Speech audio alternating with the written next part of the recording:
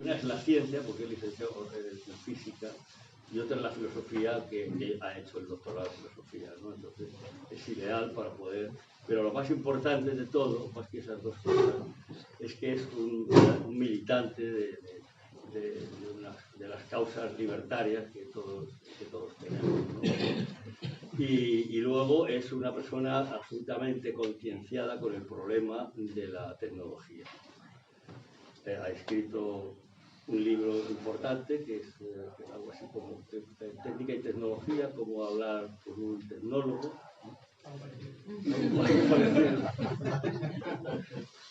Y en fin, no voy a hablar más porque hay mucho que contar por parte de ellos. El otro compañero es Manuel García Domínguez. Y para nosotros ya no es conocido, pero él también forma parte del mismo grupo, que es un grupo de investigación, que está vinculado a la Universidad Carlos III, pero me imagino que tiene una cierta autonomía, ¿no? Como grupo de investigación muy interesante, ¿no? De técnica y humanidades ecológicas, ¿no? Con lo cual se mezclan ahí conceptos que son los que saldrán a relucir. Y dicho esto, pues nada más. Adelante, compañeros. Como le conocía menos, os digo que Manuel también ha estudiado filosofía y matemáticas y de hecho pues está trabajando en su tesis doctoral sobre particularmente la cuestión del impacto material de la inteligencia artificial, centros de datos, etc. Y por eso un poco cuando nos transmitisteis la invitación a poder discutir sobre las cuestiones de la inteligencia artificial, pues nos parecía que podía estar bien hacerlo juntos, ¿no? Para aproximarnos un poco desde la perspectiva filosófica, ecológica y social. Entonces, bueno, él se va a encargar fundamentalmente de esas dos primeras y yo de la última. Entonces, vamos a dividir un poco nuestra intervención para intentar hablar un máximo de 1 hora y a partir de ahí, pues, que podamos discutir o también resolver todas vuestras dudas, porque entendemos un poco que con esta cuestión de la inteligencia artificial hay una mala combinación, ¿no? Que es a la vez mucha opacidad, porque no se entiende muy bien qué es, quién está detrás, cómo funciona, y mucho triunfalismo, porque parece que, bueno, pues eso es lo que hay, que tiene que estar en todas partes, que se tiene que imponer, ¿no? Es una muy mala combinación para poder hacer un análisis crítico, ¿no? En general, y bueno, yo creo que también nos desafía como movimiento libertario a cómo posicionarnos, así que también aprovechemos este espacio pues para con toda tranquilidad resolver todas las dudas que pueda haber o inquietudes. Y nada, le dejo la palabra a Manuel y le agradezco que haya querido acompañarme hoy aquí. Bueno, pues te agradezco también a ti que me hayas ofrecido también este espacio y cuando Adrián me propuso venir aquí y viendo que no se habla ante un público cualquiera, sino que se habla ante un público que está concienciado, que pertenece a la CGT, pensé que podríamos hablar de la cuestión de tecnologías digitales en la inteligencia artificial, pero no tanto a partir de la mirada del consumidor al uso, sino a partir de la mirada de los movimientos sociales, ¿no? Y especialmente cómo han entendido a lo largo de la historia de los últimos 2 siglos los movimientos socialistas la tecnología y cómo afecta eso a cómo debemos entender desde los movimientos sociales, especialmente los movimientos socialistas, a la inteligencia artificial. Quería empezar hablando de esa imagen que pusimos de fondo en el cartel, que es una viñeta caricaturesca llamada La Marcha de la Inteligencia o La Marcha del Intelecto, que fue ilustrada por Robert Seymour en 1828, en pleno debate que se produjo a comienzos del siglo XIX en Inglaterra entre los Whigs y los conservadores sobre si el progreso técnico conllevaba un progreso social, ¿no? Aquí se produjo realmente una escisión entre dos partes, que eran los conservadores, y una alianza que era poco común, que eran los Whigs y los socialistas, ¿no? Ambos entendían que el progreso técnico conllevaba un progreso social. Aunque, como veremos, y esta es la tesis que vamos a cuestionar hoy, esta idea es muy, muy cuestionable. Bueno, porque estamos en la CGT, me voy a permitir comenzar a partir de un estudio marxista de la tecnología, y porque pienso que efectivamente ha sido este análisis marxista de lo que es la maquinaria lo que y la relevancia que ha tenido este autor a los últimos 2 siglos, lo que ha afectado o lo que ha incidido especialmente sobre el devenir de los movimientos sociales, ¿no? Bueno, no es ningún tipo de sorpresa que para Marx la tecnología, especialmente la maquinaria, vamos a entender maquinaria como la herramienta de un mecanismo, ¿no? Es decir, casi en términos generales podemos sustituir la palabra maquinaria por fábrica, pero bueno, hablaremos de maquinaria. Para Marx, la maquinaria tiene un papel central dentro de la lógica del valor, ¿no? Dentro del mismo capitalismo. La maquinaria para Marx tiene una función dentro del capitalismo, puesto que eleva la fuerza productiva del trabajo. Es decir, que con la misma cantidad de trabajo se produce un mayor número de productos. Y precisamente, bueno, esta es un punto clave, ¿no? O un factor clave para la valorización del valor, que en última instancia es el objetivo de todo capitalista, ¿no? Y en general del capitalismo como modo de producción. Tenemos que entender en relación con la maquinaria en Marx que la maquinaria solo se instalará si se reducen los costes de producción por unidad de producto, y estos costes solo se reducen si se ahorra más en salarios de lo que la máquina cede en valor. Por tanto, estas ensoñaciones que ha habido a menudo dentro de los movimientos sociales, de que, sobre todo movimientos más socialdemócratas, de que un aumento de las fuerzas productivas a través de una inversión en maquinaria iba a suponer una reducción en la jornada laboral, como hemos visto, no se ha producido, ¿no? Y además, la relación del capitalista con la maquinaria no es una relación cualquiera. La maquinaria supone para el capitalista medio, digamos, una suerte de ventaja sobre el resto de capitalistas, ¿no? Sobre la competencia, digamos, en el mercado. Sin embargo, el capitalista al uso solo obtendrá un plusvalor extra de la maquinaria, mientras que tal maquinaria, que suponemos que es nueva, no se haya difundido aún en las fábricas de su competencia. Por tanto, en el momento en el que se difunda, digamos, el tiempo de trabajo socialmente necesario para cada unidad de producto se reducirá, reduciendo así el valor de esa mercancía. Por tanto, en última instancia, lo que necesita el capitalista es transferir tan rápido como se pueda que la máquina transfiera tanto como se pueda su valor a los productos. Y para eso, pues, como hemos visto también en los últimos 2 siglos, pues se ha requerido que la máquina trabajase todo el día, incluso redoblando turnos, y todo lo rápido posible, intensificando el trabajo humano. Lo que quiero decir, en última instancia, con este primer acercamiento, que he intentado hacerlo lo más leve posible, porque realmente he intentado sobrevolar un poco sobre los apuntes que tenía aquí, es que la fuerza productiva del trabajo se incrementa sin cesar para el fin de la lógica del capital, que no es sino aumentar la ganancia. Es decir, que dentro del capitalismo, las mismas lógicas del capitalismo requieren un aumento constante de las fuerzas productivas. Y para ello lo que tiene que haber es una inversión constante en maquinaria.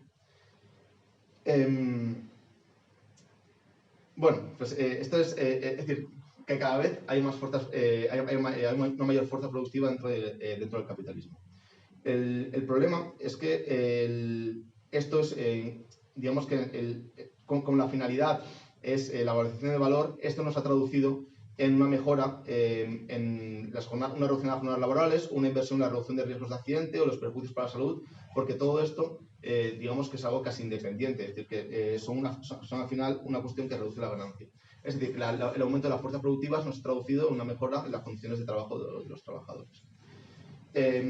Tradicionalmente se ha entendido que esto ha sido solo un conflicto del modo de producción capitalista, como hemos visto.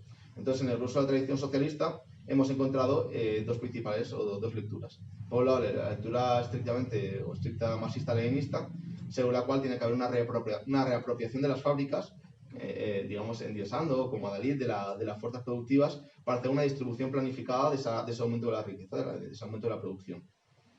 Pero también ha habido una lectura socialdemócrata que cree que gracias a este aumento de la productividad se abre una oportunidad para la lucha social, para una mejora del acceso de los trabajadores a bienes básicos a través de aumentos salariales.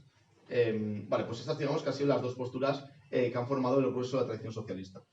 El conflicto es que ambas posturas al final terminan representando o terminan entendiendo la maquinaria, la tecnología, como un objeto neutral que puede ser reapropiado. Entonces, en última instancia, entienden los proyectos emancipatorios a través de lo que suelo yo llamar, no sé si se llama así, pero un continuismo tecnológico. Es decir, los movimientos emancipatorios continuarían con la maquinaria capitalista, pero cambiando de usos. Y de esta forma, pues, se solucionarían todos los problemas. Por ejemplo, para Marx dirá que hay que distinguir entre la mayor productividad que se debe al desarrollo del proceso social de producción y la mayor productividad que se debe a la explotación capitalista. Es decir, que no hay una que la mayor productividad en sí sería deseable, pero en manos del capitalista perpetuaría la explotación. Esto, como hemos visto, se debe a lo que tenemos por la neutralidad de tecnología, que viene a decir algo así como que la tecnología puede tener usos buenos totalmente distintos de los malos. Es decir, que que la máquina en sí no tiene ideología, sino que es una simple herramienta que se puede usar para distintos medios, ¿no? O distintos objetivos. Marx lo dice en Capital muy claro, ¿no? Dice: la maquinaria en sí no es responsable de la liberación de los obreros de los medios de subsistencia, es decir, de la desapropiación de los obreros de los medios de subsistencia. Las contradicciones y los antagonismos inseparables del empleo capitalista en la maquinaria no existen, y aquí digo, porque no surgen de la maquinaria en sí, sino de su aplicación capitalista. Por tanto, insiste Marx, la maquinaria en sí reduce el tiempo de trabajo, mientras que empleada de manera capitalista lo prolonga. En sí es una victoria del hombre sobre las fuerzas de la naturaleza, mientras que empleada de modo capitalista somete al hombre a dicha fuerza. Bueno, esta ha sido la lectura principal dentro de la corriente principal del marxismo-leninismo, y de hecho Lenin hace una lectura en este sentido del progreso técnico, ¿no? Bueno, creo que no tengo aquí la cita. Así dice Lenin: el socialismo es inconcebible sin la gigantesca maquinaria capitalista basada en los últimos avances de la ciencia moderna. Además, hemos visto cómo, de hecho, el progreso técnico de la Unión Soviética siguió en esencia la misma forma del progreso industrial estadounidense, ¿no? Un progreso fósil, descampinizador, y de hecho es tan parecido esta idea de progreso técnico en ambos territorios y en ambos modos de producción, por decir de alguna forma, que hemos tendido a usar términos como carreras, ¿no? Es decir, que al final corren en la misma dirección: carrera espacial, carrera nuclear, etc. Sin embargo, esta lectura, el marxismo-leninismo al uso, hace una lectura que va incluso un paso más allá de todo esto, ¿no? Y ya no se basa solo en el capital, sino en el fragmento de las máquinas de los Grundrisse. El Grundrisse, que es una de las obras de Marx. En este fragmento de las máquinas, dirá Marx que el desarrollo constante de las fuerzas productivas que caracteriza al capitalismo dará lugar a un punto en el que la riqueza efectiva, es decir, los bienes productivos, cada vez guarde menos relación con el tiempo de trabajo de producción. Es decir, a medida que se sustituyen el trabajo humano por máquinas, por decir de alguna forma, la producción tendrá cada vez menos que ver con el trabajo humano. Y insiste: y tan pronto como el trabajo de su forma inmediata ha cesado de ser la gran fuente de riqueza, el tiempo de trabajo deja y tiene que dejar de ser su medida, y por tanto el valor de cambio deja de ser la medida del valor de uso. Es decir, más allá de que esto haría falta como una lectura como mucho más pausada, pero básicamente insiste en que hay un determinismo, hay un mesianismo, hay una teleología, por decirlo de alguna forma, es decir, que el desarrollo de las fuerzas productivas en el marco del capitalismo acabará agudizando las contradicciones del mismo capitalismo hasta que sin hacer casi ningún tipo de trabajo por parte de los movimientos sociales, pasemos directamente a una estructura postcapitalista, porque las bases fundamentales de su análisis del capitalismo, que son el valor de uso y el valor de cambio, pues dejan de tener sentido, ¿no? Y esto lo hemos visto en prácticamente toda la corriente socialista, desde Marx hasta Debord, pasando por Lenin, Benjamin o Masson, ¿no? Aquí, entonces, lo que defenderían es que lo que deberíamos hacer, no solo por una cuestión de reapropiación de las máquinas, sino también porque es el camino, digamos, es el medio es un proceso revolucionario, es el aumento de la automatización del trabajo, hasta que, bueno, ya está, hasta que el tiempo de trabajo necesario se reduzca prácticamente a cero, ¿no? Y entonces, digamos que nos emanciparíamos así del trabajo, dejaríamos de trabajar y podríamos dedicar el tiempo al desarrollo político, artístico y científico. Bueno, esta misma imagen se recuperó años después, en los años 70, 80, y luego ya a partir de ahí ha constituido también una parte importante del socialismo, de las distintas corrientes socialistas, en lo que hemos entendido que es el comunismo cibernético, que también existe una parte de anarquismo cibernético, pero bueno, quizás menos importante. Dentro del comunismo cibernético entiendo se entiende a todos aquellos autores que realmente han permeado mucho los movimientos sociales reales, que entienden que las tecnologías digitales pueden acelerar precisamente las contracciones del capitalismo, ¿no? Entonces, bueno, por los procesos que hemos visto, ¿no? Las tecnologías digitales corroerán los mecanismos de formación de precios del mercado, convertirán el trabajo humano en un fósil viviente y revolucionarán la productividad al introducir dinámicas de coste marginal cero. Es decir, emplear la infraestructura material y los avances tecnológicos del capitalismo, pero retirando la práctica de la propiedad privada sobre los programas informáticos y generando estructuras postcapitalistas sin enfrentamiento con el Estado capitalista, e incluso sin confrontación en la apropiación de los medios de producción. Es decir, como hemos visto, solo con el aumento, esto también lo defienden como algunas posiciones ahora, como los movimientos aceleracionistas, solo con la... Bueno, con el avance de los medios de producción, directamente ya, pues, de alguna forma, pasaríamos a un estado capitalista, ¿no? Bueno, entonces, cuando ven que hay un avance tecnológico, en vez de llevarse las manos a la cabeza, lo que hacen es, digamos, alegrarse, ¿no? Porque en este margen determinista, pues estamos como un paso más cerca. Bueno, esto enfrenta un problema en el que luego insistiré un poco más, pero vamos, que la base es que la imagen que tiene el marxismo y, por supuesto, el liberalismo de las fuerzas productivas no entiende que son, a su vez, fuerzas destructivas.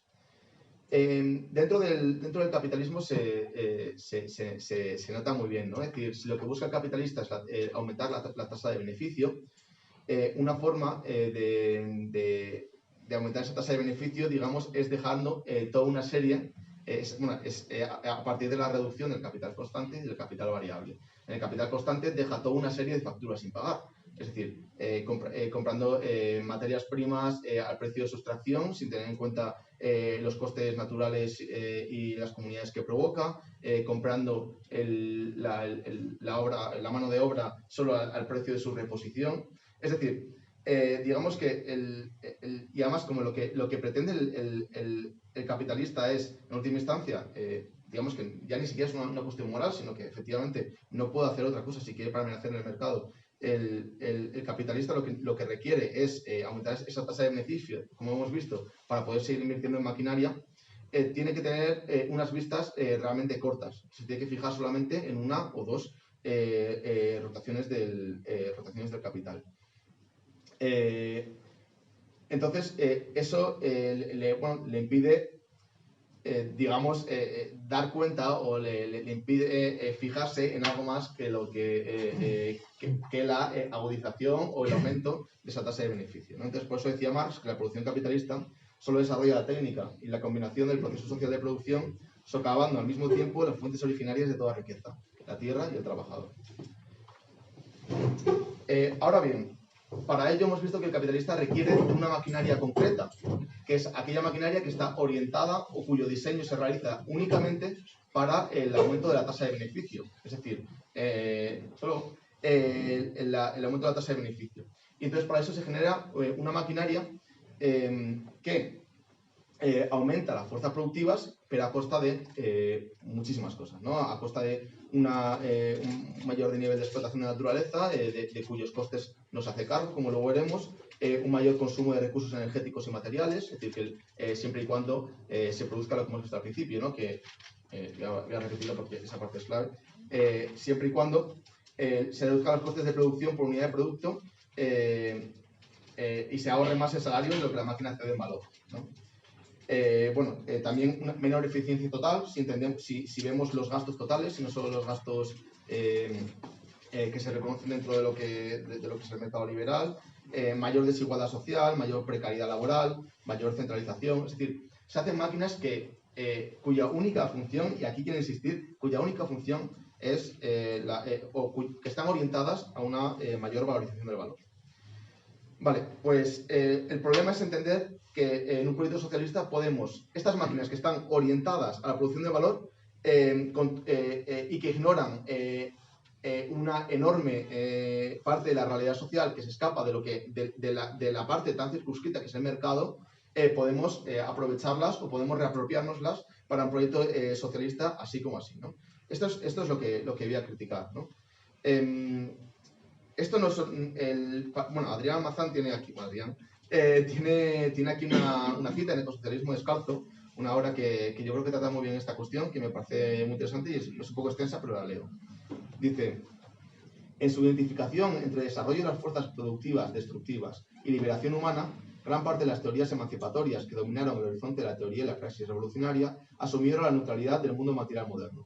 Sin embargo, esta asunción incurre de nuevo en un doble error. El primero, mantenido con excepciones cada vez más numerosas, no identificar a las fuerzas productivas como fuerzas a su vez destructivas, en tanto que dependen para su expansión de la devastación del planeta, sus habitantes y las formas de vida que se sitúan fuera de su lógica. El segundo error, que sigue siendo hegemónico, consiste en no entender que toda organización material, y en concreto todo avance tecnológico, es radicalmente no neutral, y ver cómo los supuestos logros irrenunciables de la sociedad industrial no son separables de las nocividades del mundo que los ha engendrado. Es decir, que lo que hemos hablado hasta ahora como fuerzas productivas no son solo fuerzas productivas, sino son fuerzas productivo-destructivas, ¿no? Y hablo especialmente de las tecnologías industriales. Entonces, este potencial destructivo no solo afecta a cuestiones laborales o cuestiones sociales, sino también a cuestiones ecológicas, ¿no? Que es las que me centraré ahora. ¿En 5 minutos? 5 días. No me lo puedo creer. Vale, bueno, pues entonces... Vale, pues entonces lo que defiendo que en última instancia lo que tenemos es que dejar de considerar las tecnologías como herramientas ahistóricas y apolíticas, dice Almazán, que pueden ser separadas de sus contingencias sociopolíticas y reutilizadas para servir a causas liberadoras y emancipadoras. Por ejemplo, las tecnologías digitales a gran escala solo son concebibles y viables, incluso con un metabolismo que no puede ser sostenido por mucho más tiempo, en el contexto de sociedades industriales, extractivistas, tecnocráticas, devoradas de energía y orientadas al crecimiento. Bueno, pues tenía aquí algunas conclusiones de este primer apartado. Te juro que pensaba que iba a ir mucho más rápido. ¿Puedo 15 o ya es mucho? Sí, te viento, más o menos. Vale, perfecto. Bueno, pues voy muy rápido. Algunas conclusiones de este primer apartado y ya pasamos con el tema del impacto ecológico de la inteligencia artificial.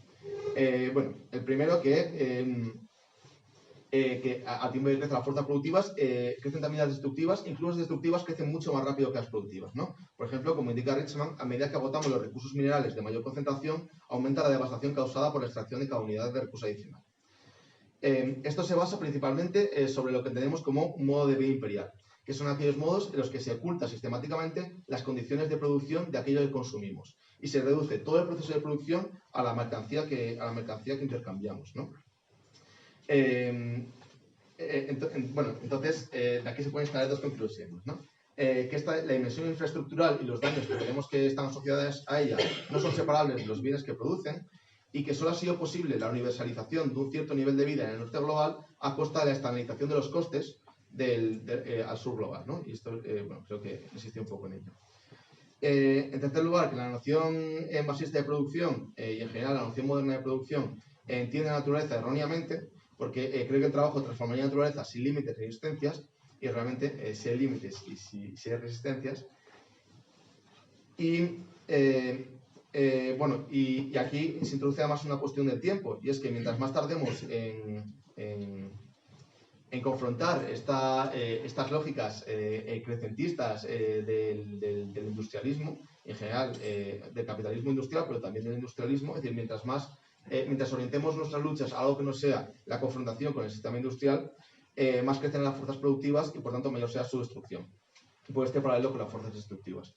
Hay una distinción que a mí me gusta entre límites y fronteras, que los límites son aquello cuando se gasta un recurso y no se puede seguir consumiendo ese recurso. Pero las fronteras significa que traspasar ese límite, digamos, ese límite fronterizo ahora, supone poner en riesgo o entrar en un espacio de incertidumbre de las mismas condiciones de vida en este planeta, ¿no? Pues el desarrollo acelerado de las fuerzas productivas amenazan con cruzar fronteras si no lo han cruzado ya, lo cual cada vez entorna más la ventana de oportunidad para una vida buena, ¿no? Entonces, no podemos seguir dejando el business as usual de las fuerzas productivas hasta que llegue un momento en el que, por arte de magia, el capitalismo se acabe y podamos introducir otros modelos de emancipación.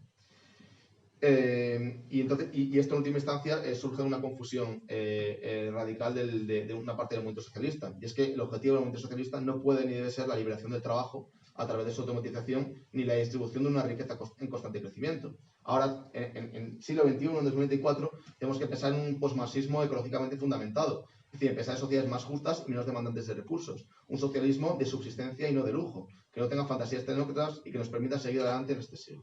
No, algunas de las claves que decía Richman son economías agrarias, desglobalización, bioregionalismo, población menos concentrada, desurbanización, pluralización, desespecialización, primacía del trabajo reproductivo sobre el productivo, aumento de la producción de subsistencia, reducción de la producción de mercancías, forma de trabajo predominantemente artesanales, y añade sociedades de baja energía, tecnologías low-tech, ralentización, bueno, etc. Bueno, una vez ya os he dado la chapa y en este tiempo que me queda, os voy a hablar estrictamente, más hacer un estudio de caso, digamos, de la inteligencia artificial, ¿no? De cómo su proceso de producción, de lo que tenemos como softwares de inteligencia artificial, son procesos profundamente destructivos.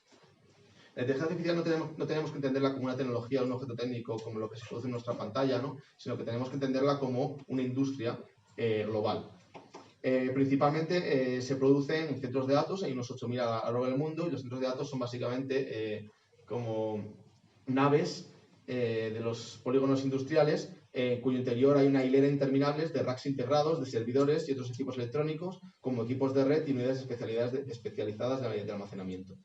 Para ello, quiero hablar de cómo se da lugar a ese cuerpo de inteligencia artificial desde 3 puntos, ¿no? En primer lugar, desde el extractivismo de minerales necesario para producir el mismo centro de datos, el consumo del centro de datos y el desecho del centro de datos. Bueno, según un informe de 2023 de Amigas de la Tierra, los minerales necesarios para los centros de datos son 16 materias primas, 14 de ellas corren el riesgo de sufrir cuellos de botellas antes de 2050, ¿no? Aquí, bueno, aquí está la lista, pero tampoco es relevante. Y todos de ellos alcanzarán el pico de producción antes del final del siglo, ¿no? Lo que supone que en las próximas décadas no solo se imposibilitará un crecimiento ilimitado, sino que, siendo que los equipos tienen más o menos una vida útil de unos 4 años, porque tienen que ser retirados cada vez que otra empresa introduce, como hemos visto, una maquinaria más eficiente, pues amenaza con una contracción brusca de nuestra capacidad de almacenamiento. Y a esto hay que sumarle la extracción de combustibles fósiles, especialmente de petróleo y de carbón, incluso de combustibles nucleares para la producción de energía, para la industria minera y para la producción de energía necesaria para los centros de datos. No voy a insistir, aquí tengo toda esta parte de costes ecológicos de la minería, creo que son bien conocidos, sobre todo en estos espacios, pero bueno, podemos dividirlo en emisiones sólidas a la atmósfera, contaminación de suelos, de contaminación hídrica y bueno, etcétera. Lo que quiero insistir en que la minería no sería rentable si pagara por los daños naturales que genera, ¿no? Y por las comunidades que desplaza, como he mencionado. Vale, aquí la parte que es un poquito más conocida, que es la parte del consumo de los mismos centros de datos. Generar la producción de un centro de datos es un proceso realmente contaminante porque para sus partes necesita un gran consumo de altas temperaturas, ¿no? Pero lo que más afecta, digamos, al centro de datos es lo que más llama la atención es el consumo de energía y agua. Vale, en el mundo hay unos 8.000 centros de datos y se estima, y el problema es que es muy difícil saber cuál es el consumo energético, ¿no? Hay una cierta connivencia con los estados y con las legislaciones para que haya un amplio margen de lo que puede consumir o no un centro de datos. Y de hecho, si hacemos como hacen una investigación de The Guardian, si atendemos a métricas basadas en la ubicación en lugar de métricas basadas en lo que nos ofrecen oficialmente, vemos que el consumo de energía es hasta 8 veces mayor, un 700% superior a lo que informan oficialmente.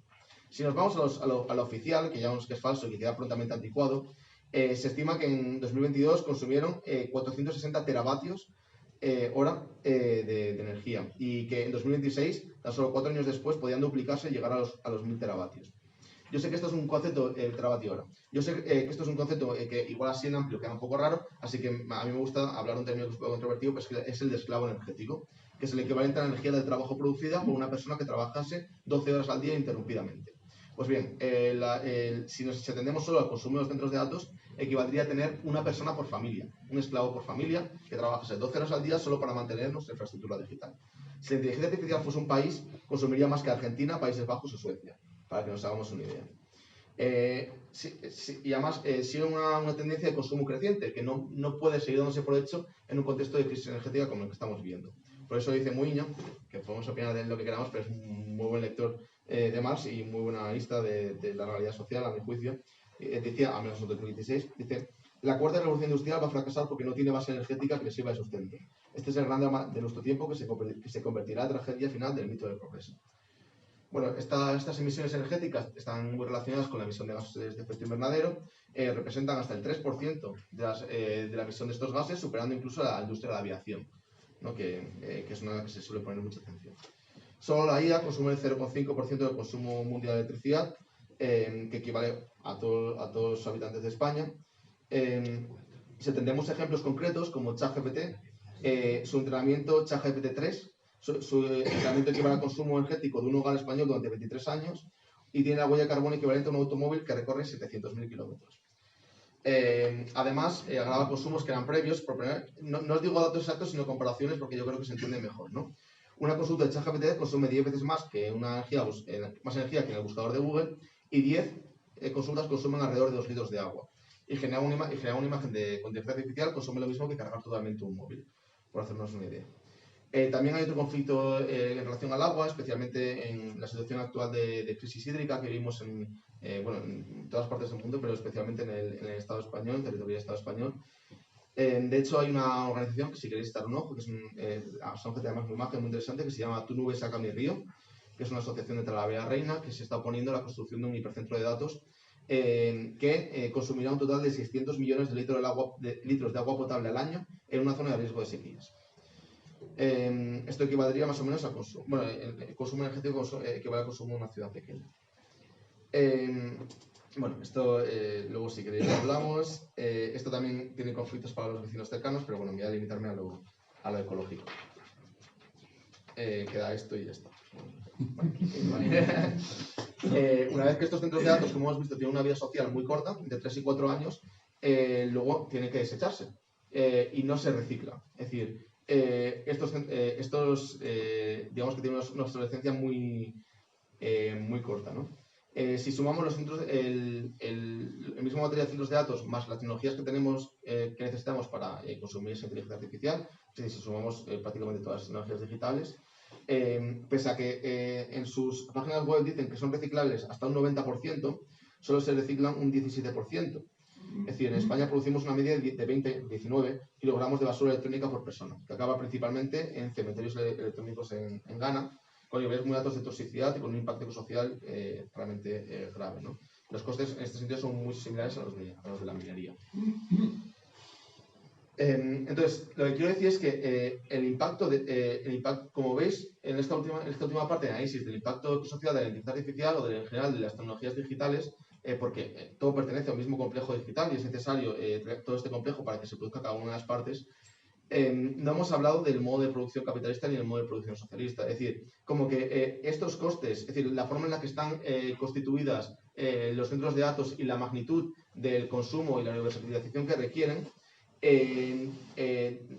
externalizan o producen unos costes que no dependen del modo de producción en el que se inserten, ¿no? Adrián pone muchas veces el ejemplo de la tecnología de las energías nucleares, como un ejemplo de lucha contra la neutralidad tecnológica, ¿no?, entre los movimientos sociales. No imaginamos un escenario socialista que funcione por energías nucleares. Algo así deberíamos pensar con los centros de datos. El sentido último de su sostenibilidad es que es un funcionamiento lineal, de la mina al centro de datos y al cementerio electrónico, y con un proceso con una alta degradación de los materiales, un costoso proceso de reciclaje y con dinámicas globales de producción. Entonces, bajo estas tres condiciones no pueden tener lugar en un proyecto ecosocialista de crecimiento, que es lo que requerimos y lo que, como hemos visto, un socialismo de subsistencia y no de lujo debería buscar. En el modelo actual, lo que rota es el capital, pero no los recursos que consumen. Y en un modelo socialista high-tech, rotarían los ciclos de demanda de estos productos hipertecnológicos, pero de nuevo no los recursos, que es lo que estamos yendo, ¿no? Aquí os traigo 3 conclusiones y luego ya acabo haciendo 10 propuestas y acabo. 3 conclusiones que quería sacar de esta parte. Primero, que no va a haber tecnologías digitales siempre, es decir, que este nivel de universalización de las tecnologías digitales es una excepcionalidad histórica. Por ello, todas las esperanzas y miedos que surjan de una máquina que tome conciencia de sí misma y sea autónoma del humano y sobre todo lo natural son sencillamente absurdas, no están fundamentadas ecológicamente. Que llegaremos a un punto en el que, por tanto, llegaremos a un punto en el que alcancemos un cenit de lo digital, igual que alcancemos el cenit del petróleo, que en un contexto de crisis energética de materiales como que vivimos no quedará demasiado para alcanzar ese punto, y que ese punto se puede alcanzar bien por limitaciones materiales o bien por decisiones políticas. Pero si esperamos a que se alcance por limitaciones materiales, como hemos visto, el tiempo no es es decir, no debemos llegar a ese límite, porque ese límite supone una frontera. Es decir, llegar al límite llegar al límite material o parar cuando ya haya un límite material supone haber sobrepasado todos los límites de seguridad que pone en este caso el IPCC para seguir manteniendo las condiciones de nivel planeta. Y por último, es decir, esto tengo conclusión y luego ya paso a las conclusiones, por tanto en un proyecto ecosocialista deberíamos repensar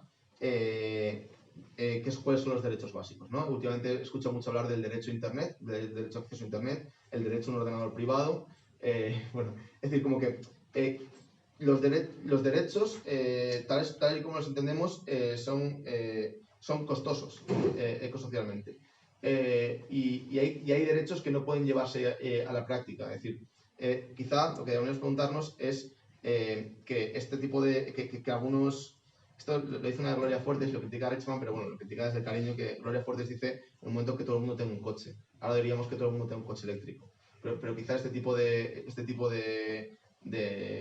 cánticos revolucionarios ya no tengan sentido, ¿no? Debemos buscar, como decía, un posmarxismo ecológicamente fundamentado. Entonces, bueno, antes había pensado, esto lo he pensado como muy para no dejar ahí este cuerpo que a veces nos queda hablar de estos temas y hablar de qué hacer frente a la insostenibilidad de las tecnologías digitales. Aquí propongo 10 medidas que no son en ningún sentido revolucionarias, que son medidas que digamos que serían más o menos accesibles, es decir, con muchísimo trabajo, pero que no son cosas que creo que serían absolutamente incompatibles con la realidad actual. Es decir, que igual que no, como decía a veces, igual que no hay planeta B, no hay sociedad B, ¿no? Entonces, cosas que se podrían partir de la realidad actual, de la sociedad actual. Vale, bueno, partiendo de una contracción radical del uso de tecnologías, de la producción y uso de tecnologías digitales, pues descentralización de Internet a un precio de dispositivos conectados entre sí. Aquí hay propuestas interesantes de redes de dispositivos que se constituyen en una comunidad y funcionan lateralmente en lugar de centralizarse en centros de datos. 2, ralentización de la velocidad de procesamiento y una disminución de la capacidad de almacenamiento que vendría con este modelo. 3, eliminación del streaming, ya sea Twitch, YouTube o juegos en vivo. Aquí un par de datos que quería traer, pero bueno, como que tampoco quiero insistir mucho en ello. Es decir, hay datos como que la emisión de una serie bueno, no me acuerdo el nombre, de una serie de Netflix en pandemia, es decir, que el consumo de esa serie consumió la misma energía que Ruanda, o que la comunidad gamer de California consume más energía que Nigeria. Bueno, 4. Eliminación sistemática de la mayor parte de archivos, la mal llamada nube, porque aquí no lo he dicho mucho, pero el relato que tenemos de la nube es una nube etérea y tal, pero la nube realmente es un complejo digital formado por centros de datos, cables submarinos, torres de telefonía, dispositivos de captación de datos, minas, etc. Bueno, eliminación sistemática de la mayor parte de archivos de la mal llamada nube, lo que implicaría un ejercicio del olvido digital colectivo. 5. Decrecimiento por comunitarización de las tecnologías digitales. Por ejemplo, compartiendo un ordenador por comunidad, como comparten lavadoras y manzanas las manzanas de cuidado de Bogotá. 6. Restricción del uso de tecnologías de Big Data, inteligencia artificial. Bueno, esta Adrián me va a matar, pero yo también lo tengo muy cuestionado, pero lo voy a decir por si acaso. Restricción del uso de tecnologías de Big Data, inteligencia artificial a cuestiones científicas y especialmente médicas, bajo una reforma de lo que tenemos por ciencia, que esto es decir nada, realmente. 7. Finalización de toda criptotransacción de criptomonedas, básicamente, es decir, como que prohibición. Aquí tenemos que tener en cuenta que el consumo de cada transacción a través de Bitcoin es 290.000 veces mayor que una transacción BIS. Y si una transacción normal dura 0,05 segundos, una transacción Bitcoin dura en torno a 10 minutos. Y con todo el consumo que requiere detrás, ¿no? 8. Aumento del periodo de vida útil de los productos electrónicos en formatos modulares para facilitar su reparación. 9. Recuperación de técnicas humildes de comunicación mediante la relocalización de las relaciones personales al barrio. Y 10, como corolario, ya lo he dicho antes, una contracción radical de la producción de dispositivos electrónicos y un decrecimiento urgente en el uso de tecnologías digitales, siendo sustituidos por, como veremos, otros modos de vida y sobre todo de comunicación que no requieran estas infraestructuras.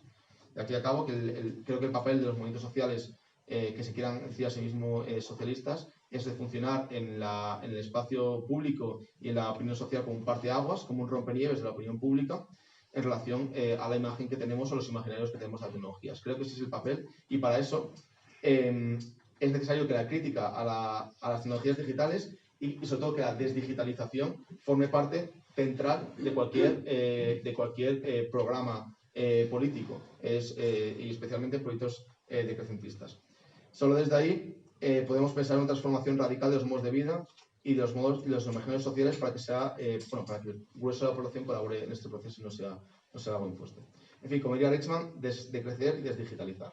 Bueno, creo que me pasa muchísimo, pero bueno, dicho esto, le dejo a Adrián que si yo hablaba en términos marxistas de cómo el proceso de producción socava la tierra, le hablaré de cómo socava el trabajador, ¿no? De cómo socava el hombre.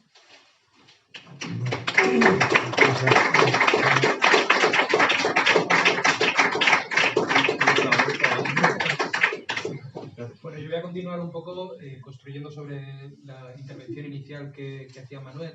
Digamos que una idea básica que queríamos plantear en la ponencia es esa idea de no neutralidad, ¿no? Plantear un poco que no nos sirve analizar la inteligencia artificial, al igual que cualquier otra tecnología, solamente desde el prisma de su uso, ni tampoco nos sirve asumir, ¿no?, que esta va a ser continua, ¿no?, que va a haber de alguna manera una trayectoria de progreso incuestionada. Esas son algunas de las cosas que ya hemos discutido otras veces, que me habéis invitado y que hemos hablado, ¿no? Y bueno, queríamos hacer como también es el marco del análisis, ¿no? Sobre todo porque en las narrativas de la aparición de nuevas tecnologías, normalmente lo que se pone en el primer plano es la cuestión de la ruptura.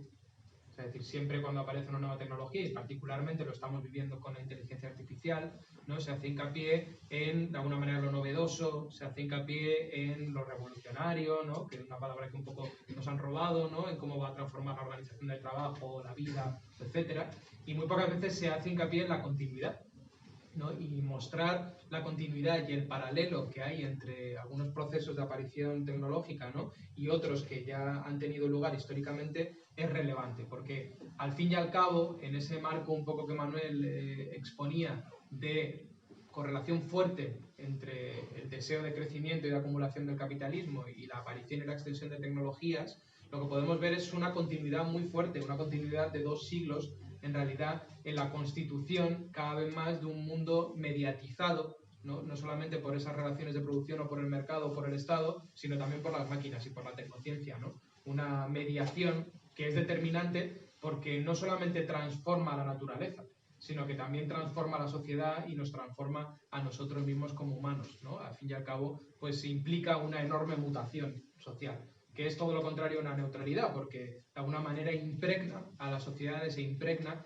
también a los humanos, pues de esos valores, ¿no?, que están inscritos en la maquinaria, tal y como Manuel la presentaba, ¿no? Entonces, de alguna forma, estamos como atrapados en muchas contradicciones, ¿no? La contradicción ecológica es clara, porque es compartida en realidad a toda esta trayectoria de crecimiento económico ilimitado. Por eso planteamos y hablamos de decrecimiento, ¿no?, porque hay una contradicción entre mantener adelante una buena salud de nuestro sistema económico o mantener adelante una buena salud, ¿no?, de la vida.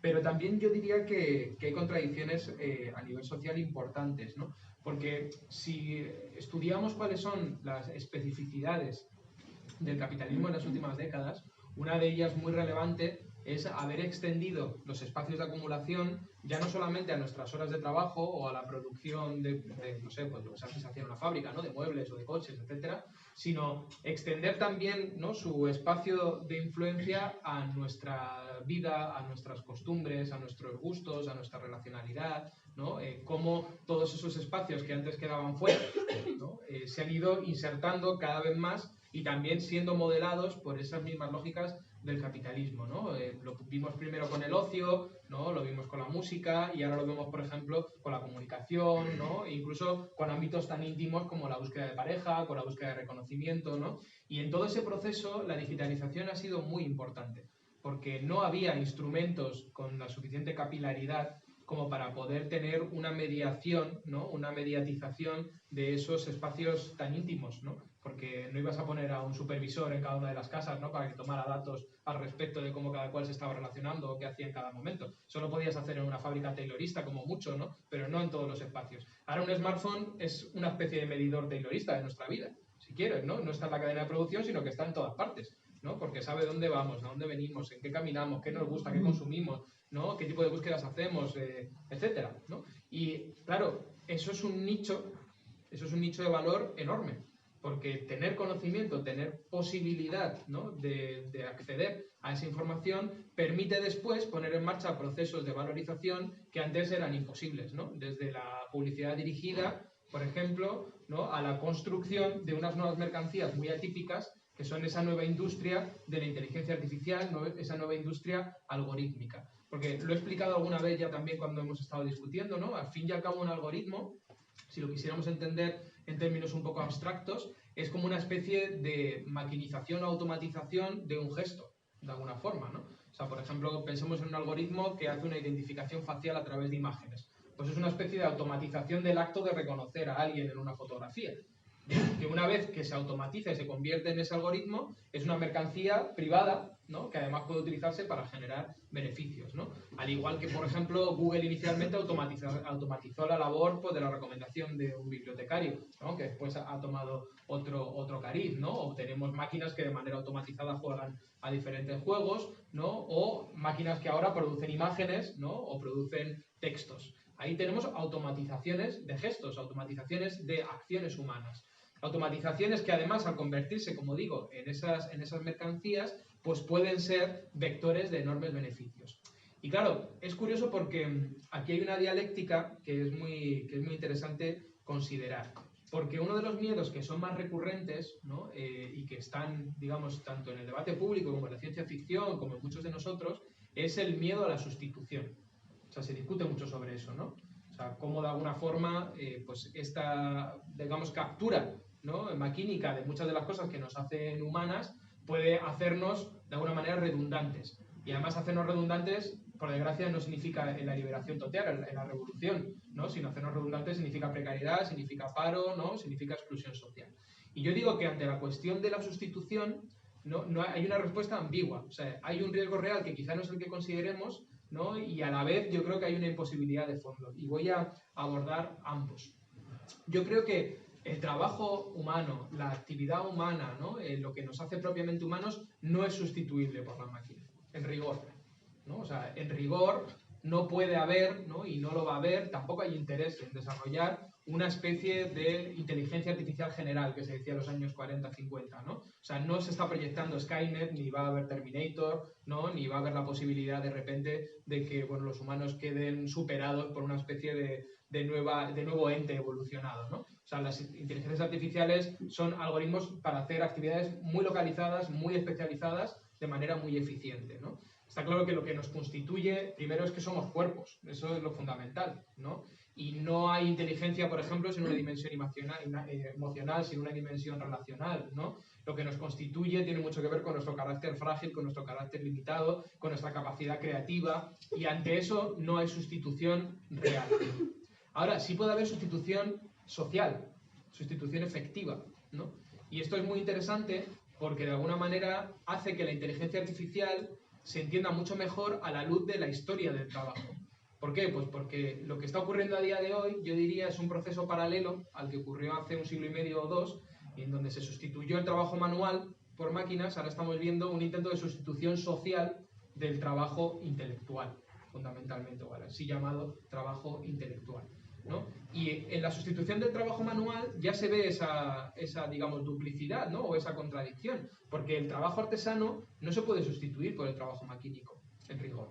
O sea, todo el mundo somos capaces de apreciar una diferencia entre una producción artesana y una producción maquínica, ¿no? Y de hecho, las producciones artesanas son muchísimo más valoradas, ¿no?, y tienen un público, uno restringido, pero lo tienen.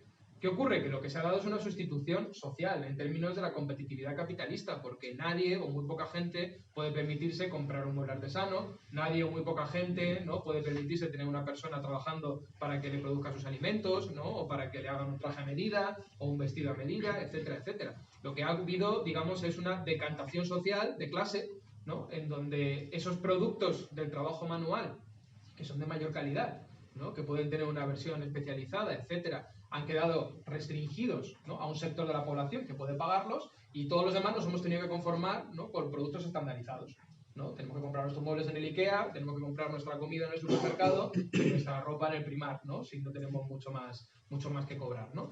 Claro, con lo que eso ha supuesto de, por supuesto, inauguración de industrias, un montón de beneficios, generación de polos industriales y de impactos ecológicos y sociales. Y eso de alguna manera en la narrativa del progreso, ¿no? Lo hemos visto como un triunfo social, ¿no? Porque había una minusvalorización del trabajo manual, ¿no? Entendido siempre el trabajo manual pues como algo menor, ¿no? Como algo inferior, como algo que estaba destinado a desaparecer. En el relato un poco que tanto el liberalismo como el marxismo constituyó en el siglo XIX, había esta idea de la liberación del trabajo, que venía de la mano en realidad de la liberación de nuestra condición humana, realmente, ¿no? O sea, una especie de construcción de paraíso de la abundancia en la tierra, en donde el trabajo era una maldición, ¿no? Porque no se separaba el trabajo asalariado de la actividad y la relación con el mundo, ¿no? Pero claro, ahora estamos en el tiempo de la sustitución del trabajo intelectual, ¿no? No la sustitución real, pero sí quizá la sustitución social y efectiva, ¿no? Porque evidentemente no va a ser nunca el mismo del trabajo de una guionista, de una diseñadora, ¿no? O de una docente, que podemos discutir un poco sobre eso después, que la generación automática de contenido por una IA generativa, ¿no? Pero ¿quién va a pagar a alguien para que diseñe un cartel o quién va a pagar a alguien para que escriba una nota de prensa cuando puede hacerlo gratuitamente una IA generativa, ¿no? ¿Quién va a pagar o quién va a estar sosteniendo un plantel de profesorado enorme, por ejemplo, en los sistemas de educación pública, cuando puede hacer una nueva combinatoria, ¿no? De grabaciones en vídeo, ¿no? Contenidos de IA generativa y educación en masa a distancia, que es un poco en el fondo lo que les gustaría que ocurriera, ¿no? O sea, que nos grabásemos una vez en vídeo y ya nunca más tuvieran que pagarnos, ¿no? Entonces, el riesgo de sustitución efectiva y social es muy real. Y es más real en tanto en cuanto no se politice la cuestión de la digitalización en general y de la IA en particular. Porque como se asume en el discurso triunfalista, ¿no? Y también en el discurso progresista que esto es inevitable, ¿no? Que es radicalmente bueno y que sobre todo es apolítico en el sentido de que cómo vamos a cuestionar un avance tecnológico, pues entonces siguen profundizándose esas mismas relaciones de dominación, ¿no? Y siguen profundizándose esas situaciones de exclusión. No en todas partes, ¿eh? Porque si recordáis, pues hubo una gran huelga de guionistas, por ejemplo, en Hollywood, ¿no? Y de actores, que tuvo detrás precisamente una suerte de oposición, ¿no? A una sustitución efectiva de su trabajo por estas IA generativas, ¿no? Ahora estamos viendo organización un poco tímida también de lo que se llaman generadores de contenidos, ¿no? Y en el ámbito educativo yo creo que hay mucho malestar no muy bien vehiculado todavía, o quizá no estrictamente vehiculado, ante cómo estos procesos de digitalización docente, pero también administrativa y en muchos otros ámbitos, no son más que medidas encubiertas de austeridad, en el fondo, ¿no? Medidas encubiertas, ¿no? de reducción de personal y de reducción de costos, que no benefician ni redundan positivamente ni en los trabajadores, ¿no? Ni en las personas que son los usuarios en realidad de esos servicios. Entonces, más que un problema de sustitución, tenemos por un lado un problema de clase y tenemos un problema de cómo se organiza y cuáles son los objetivos de nuestra sociedad, ¿no? Porque lo que ocurre también, y esto es lo más, si queréis, dramático de la cuestión, ¿no? Es que como somos seres sociales, ¿no? Y además nos constituimos precisamente en esos entornos sociales, puedes llegar el momento en el que en realidad, ¿no? Esa sustitución se haga completamente efectiva porque perdamos una referencia a algo distinto. Y me explico. ¿Quién siente a día de hoy como una carencia el no estar rodeado de objetos hermosos? ¿No? Como diría William Morris, por ejemplo, ¿no? O sea, William Morris, cuando criticaba el capitalismo contemporáneo a Marx, no lo hacía por las razones que lo hacía Marx, sino que decía que el capitalismo era muy feo. Construía el mundo industrial un mundo invivible en donde él no quería vivir, ¿no? Entonces, eso hoy parece como una especie no sé, de ocurrencia, ¿no? Porque todos nos hemos socializado, ¿no? Todos hemos crecido pues en construcciones de hormigón, estandarizadas, ¿no? Con productos industriales. Entonces, no hay una carencia. Es verdad que uno de repente puede quedarse deslumbrado, ¿no? Cuando encuentra un mueble hermoso, ¿no? O cuando encuentra una pintura hermosa, pero no se siente como una necesidad, ¿no? O como una carencia real. Al igual que pasa, por ejemplo, con la alimentación que antes ponía, ¿no? ¿Quién siente que hay una carencia en realidad en la alimentación industrial si no ha conocido, por ejemplo, los alimentos de una huerta?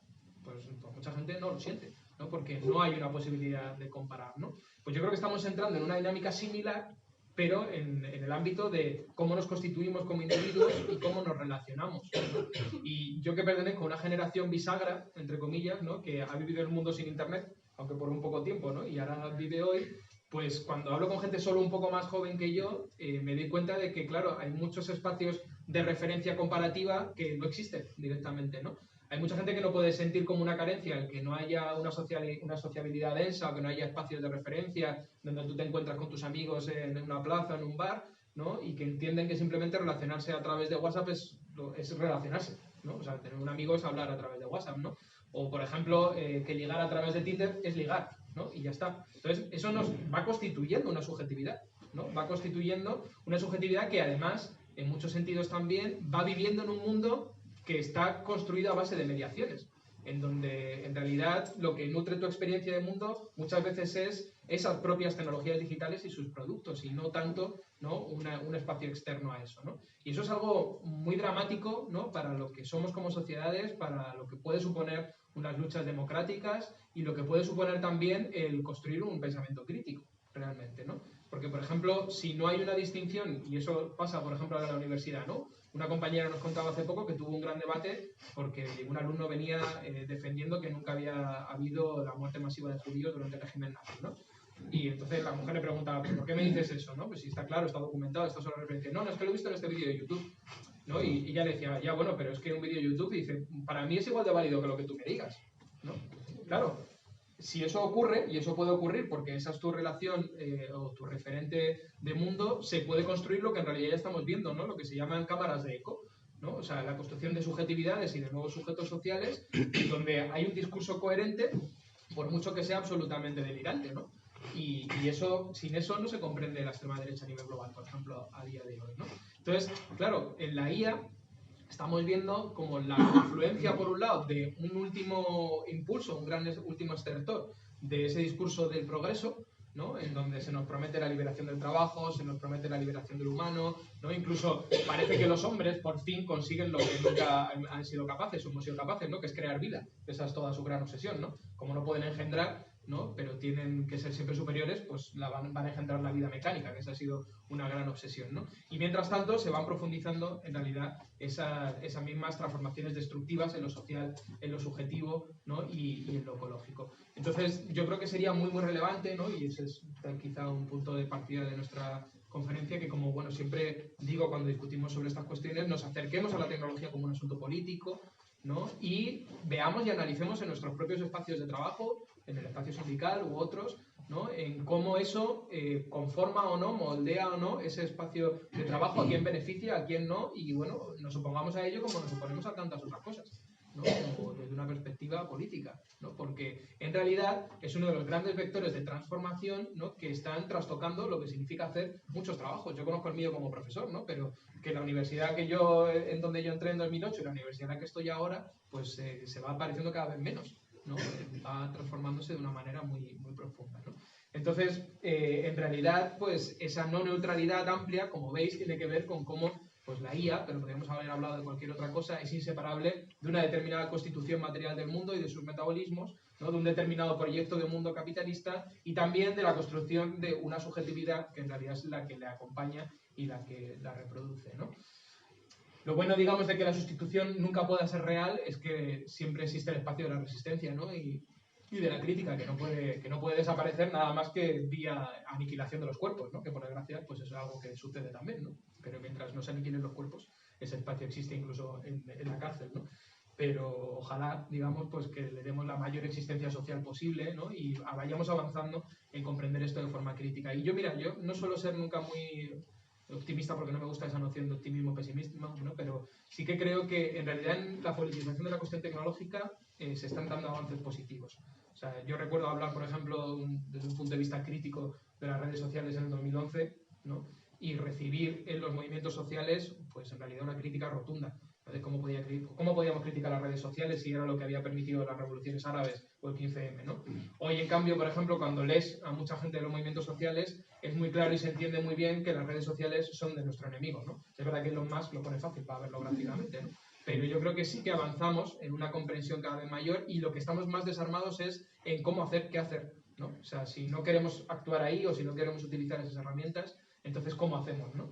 Pero es prometedor que por lo menos nos estemos haciendo esa pregunta, ¿no? Y que no estemos atrapados un poco en ese triunfalismo. Entonces, yo creo que lo podemos dejar aquí. Te robamos más tiempo, ¿eh? No, está bien. Claro. Y me dais la palabra cuando podáis. Pues ya mismo, si queréis. A partir de aquí podemos...